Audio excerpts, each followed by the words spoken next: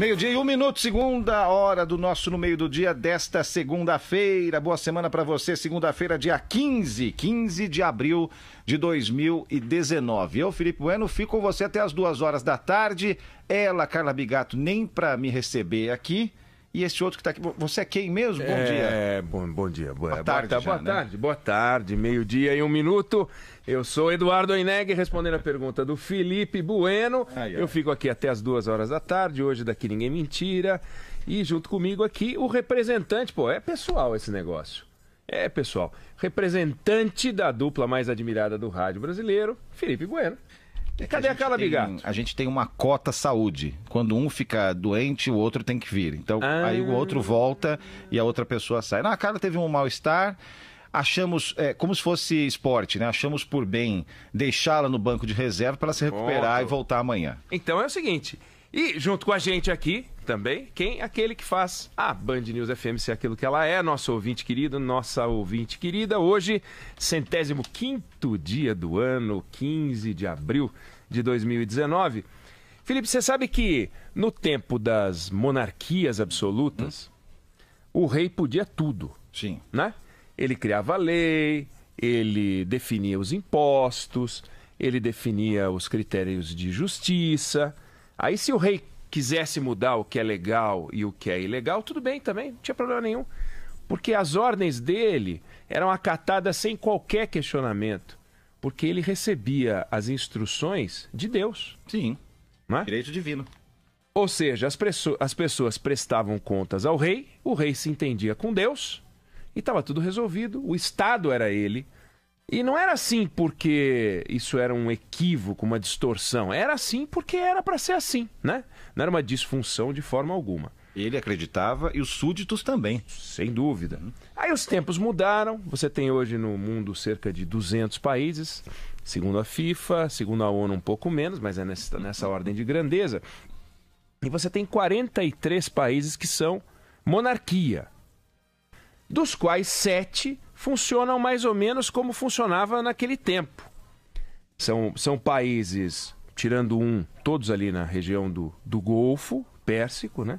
Então você tem a Arábia Saudita, você tem o Bahrein, aliás, tirando 2, porque o Brunei não é da mesma região. O Catar, Emirados Árabes, Omã, Suazilândia que fica na África, o Brunei que fica no Sudeste Asiático. Ou seja, 4% dos países do mundo ainda funcionam daquele jeito. Do jeito da monarquia absoluta. Coincidência ou não, desses 7, 6 têm o grosso da fortuna do país, o grosso do PIB, extraído do petróleo, né? Mas você tira a Suazilândia, que fica no sul da África, que é agrícola, 70% da população vive da agricultura, e o grosso do PIB não está montado no petróleo.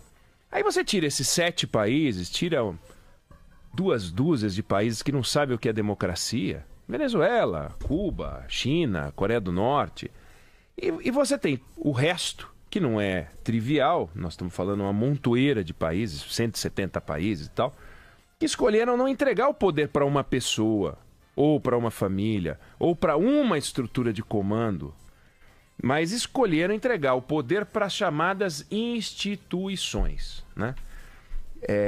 E entregar o poder para as instituições significa viver num ambiente de regras definidas, ritos. Você pode ter ritos e regras e elas não serem respeitadas, mas você tem que, ao estabelecer ritos e regras, respeitá-los. Por exemplo, o Congresso Nacional é uma instituição, o Poder Judiciário é uma instituição, o Poder Executivo Federal é uma instituição, assim como os outros níveis de poder. Mas essa é a instituição apresentada pelo seu lado até físico. Você tem a instituição como uma coisa abstrata também. Ritos, né? Condutas, comportamentos. São as regras que organizam a sociedade. Essas regras e essas estruturas de poder junto compõem as instituições.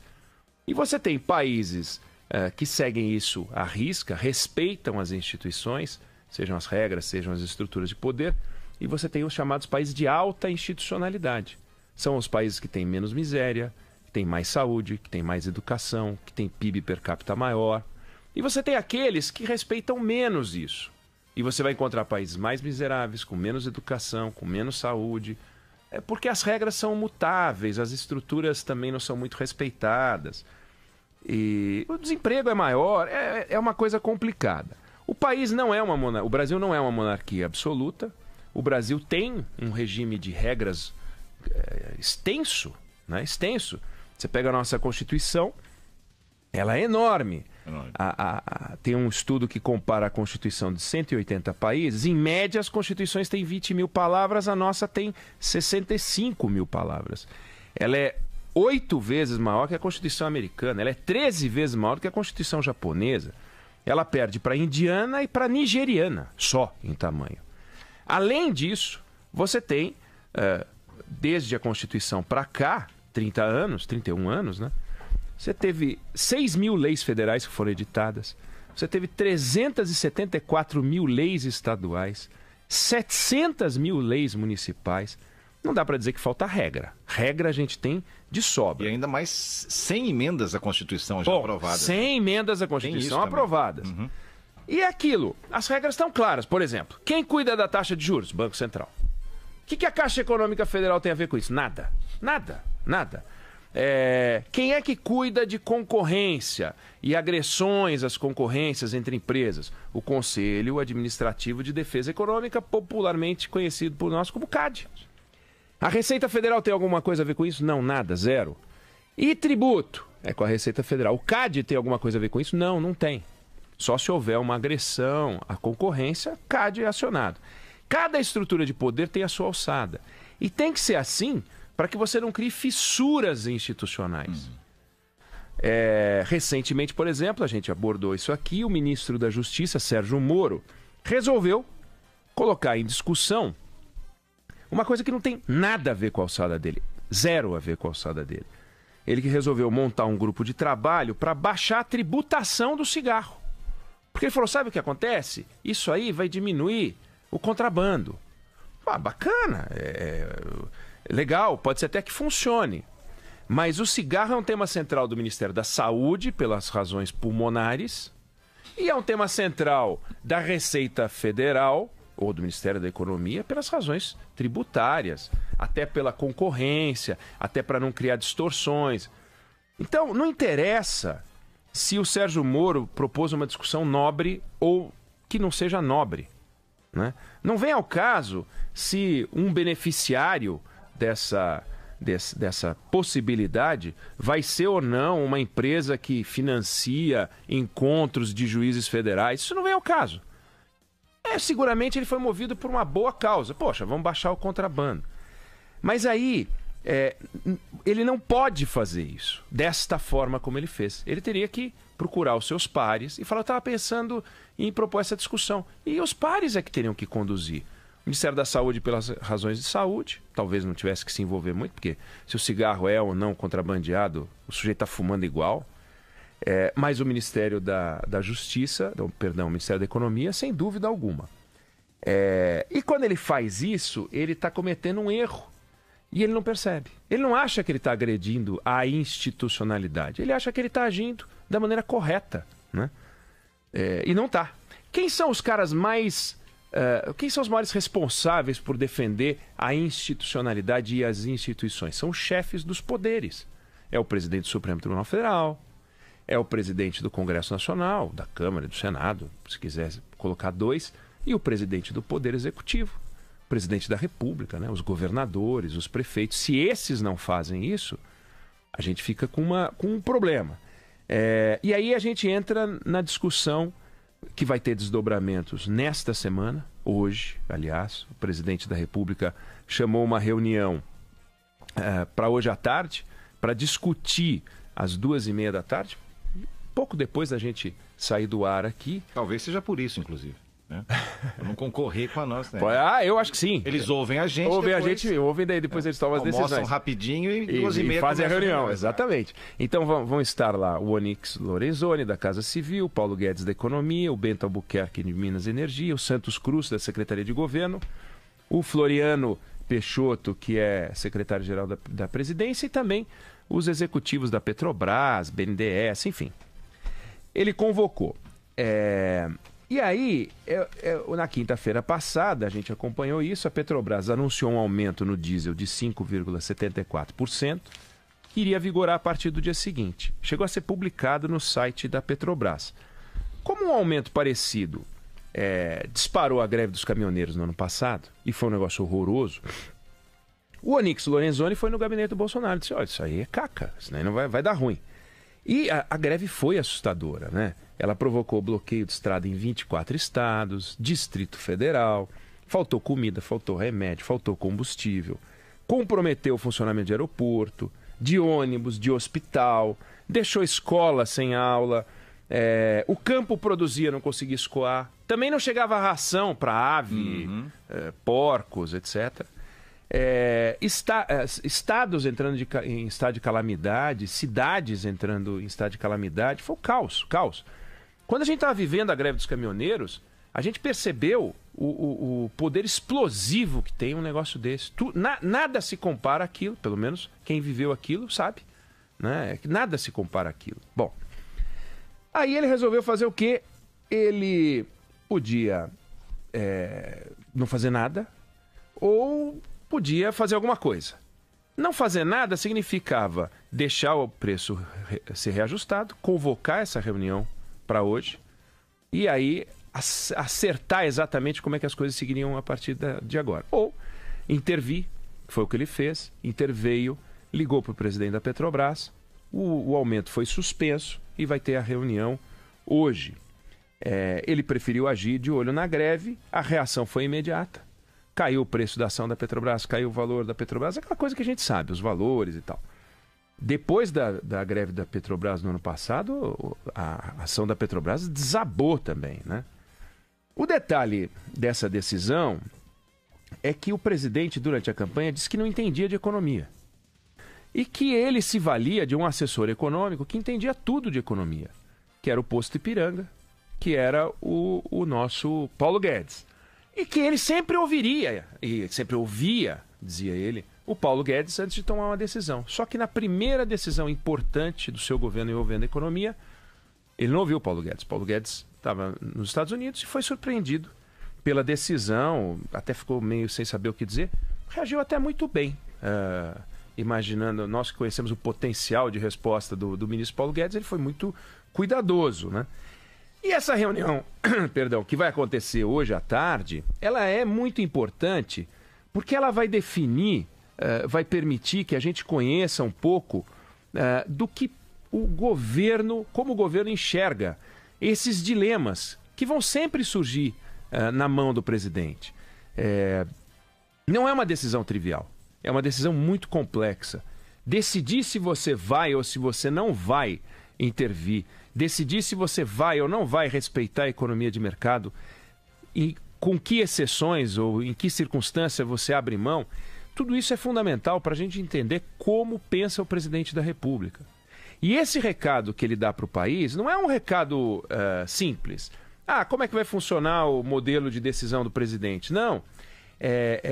O presidente, por exemplo, foi confrontado com um desafio deste tamanho, institucional, se respeitava ou não respeitava, no episódio em que uma tropa do Exército matou com 80 tiros um músico, o Evaldo dos Santos Rosa. O que ele fez? Ele foi lá e respeitou os ritos e as instituições. Ele falou, olha, o Exército está investigando, a Justiça Militar está investigando, vamos esperar para ver o que dá. E aí, lá para frente, eu vejo se é o caso de eu entrar ou não. Ali ele foi 100% cuidadoso com os ritos. Neste caso da economia, no entanto, ele agiu antes de seguir os ritos tradicionais. Como uma segunda greve dos caminhoneiros seria um desastre absurdo, ele preferiu correr o risco para não enfrentar a outra crise que seria colocada no colo dele caso ele respeitasse o rito da Petrobras e estourasse uma greve dos caminhoneiros. O que a gente já está discutindo aqui? Como o presidente da República deixou acontecer uma greve dos caminhoneiros. Ou seja, ele estava e ele continua diante de uma decisão complicadíssima. Eu preciso encontrar um meio termo entre respeitar o Estado, a economia de mercado, e eu também não posso deixar acontecer uma greve dos caminhoneiros, como aconteceu no ano passado, e foi terrível. É bom a gente lembrar que os caminhoneiros, eles caíram numa cilada e eles não entraram neste problema por causa do preço do combustível. Isso é uma mentira. Não é o preço dos combustíveis. O governo do PT criou uma linha subsidiada para que os caminhoneiros financiassem mais caminhões, entupiu o mercado de caminhões, o preço do frete desabou e com o frete baixo vieram os aumentos de combustível. Pô, o frete que já estava baixo, sempre tem alguém que faz pelo preço menor, que depois não cuida da manutenção dos caminhões, que deixa o pneu estragar e tal. E o mercado contratador de fretes tinha sempre um preço menor para contratar um caminhão. Só que vai aumentando o preço do petróleo, vai aumentando o preço do petróleo, essa realidade de muito caminhão cobrando cada vez menos porque tinha concorrência artificial, porque a venda dos caminhões era feita com um valor subsidiado, você criou o caos, o colapso. Aí quando vem um aumentozinho, bum! Não foi aquele aumento que criou o problema. O problema foi a distorção, a entrada na economia de mercado com a mão pesada do Estado dizendo: vamos dar caminhão para todo mundo que quer caminhão. Aí, a fantasia. É como a história do Uber agora. Todo mundo agora descobriu o Uber, aí tem um monte de gente que vira Uber. Você tem um monte de gente virando Uber, o que acontece? Os preços começam a cair. E aí ninguém mais ganha dinheiro com o Uber. E aí o camarada não consegue trocar o carro. E aí ele não arruma o carro. E aí some a balinha, some a água, some o motorista bom, fica o motorista pior. E vai piorando. É muito complicado. Não acontece isso com os táxis, porque os táxis têm um número controlado. Não sai por aí tendo um monte de táxi. Só por isso que não acontece. Se abrissem de um modo geral, deixa todo mundo ter táxi. Tem setores que são complicados. No caso dos caminhões, aconteceu isso. Então, tomara que essa reunião de hoje, chamada pelo presidente, produza resultados objetivos para acabar com esse dilema. A gente não pode enfrentar uma nova greve dos caminhões, mas a gente não pode implodir a Petrobras. A gente tem que conseguir as duas coisas. Não é trivial, volto a dizer, não é sobre trivialidades que funciona a presidência da República. A presidência da República não é um lugar para decisões triviais. É um lugar para decisões supremas, complexas, né? E não dá, portanto, para tentar trabalhar um lado esquecendo o outro. Então, é importante que o Brasil entenda e possa entender as convicções do presidente da República, a sua adesão aos ritos e processos, num país complicado que optou pela economia de mercado, diz que é economia de mercado. Quando vai para o exterior, o presidente fala: pode vir aqui investir porque nós somos economia de mercado. E quando aparece a possibilidade de uma greve dos caminhões, que é um horror, não tem nada pior, a primeira coisa que dança é a economia de mercado. Então é preciso tomar muito cuidado, essa reunião é importantíssima, é um confronto do presidente de um passado digamos assim, apaixonado pela economia de mercado, com um discurso de campanha apaixonado pela economia de mercado e um governo que até agora não tinha feito nenhum movimento anti-mercado. Como é que vão sair dessa reunião? Vai ser uma aula. Então a gente tem que voltar a isso em breve. Vai ser muito interessante. É mais complexo do que interveio ou não interveio na Petrobras. É a discussão que está em torno disso que chama a atenção.